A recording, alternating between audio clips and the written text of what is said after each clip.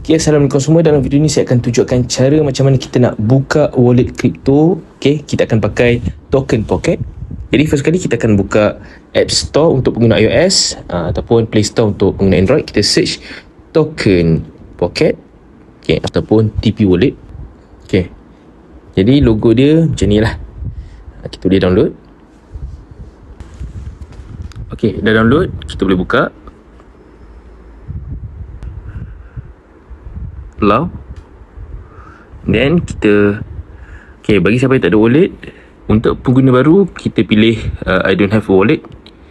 Okay, and then kita kena create password kita. Okay, minimum 8 karakter. Pastikan kita ingat. Yang ni make sure kita tick ni, and then create. Allow. Okay, untuk video kali ni kita akan buka BNB chain. Okay, tekan BNB chain. Okay, yang ni kita kena create nama wallet kita, tak kisah apa-apa. Contoh Anas Wallet.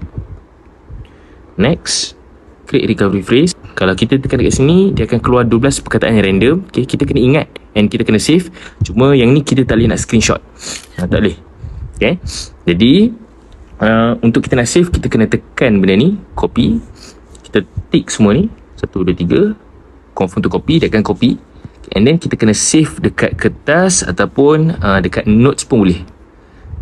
Cuma saya suggest simpan dekat geran kereta ke, okay, tulislah. And 12 perkataan ni jangan bagi dekat sesiapa pun, sebab once orang dapat 12 perkataan ni, dia dapat akses dekat aset kita semuanya. Okay, walaupun tak ada password. Jadi next kita check backup. Okay, supposed to be sepatutnya kita kena susunkan. Cuma ada cara mudah. Kita boleh pergi dekat sini, kita tekan lama-lama, kita pastekan. Sama juga dengan Android. Tekan lama-lama dekat nombor 1 ni, and then kita pastekan 12 perkataan tadi. Okay, tekan complete.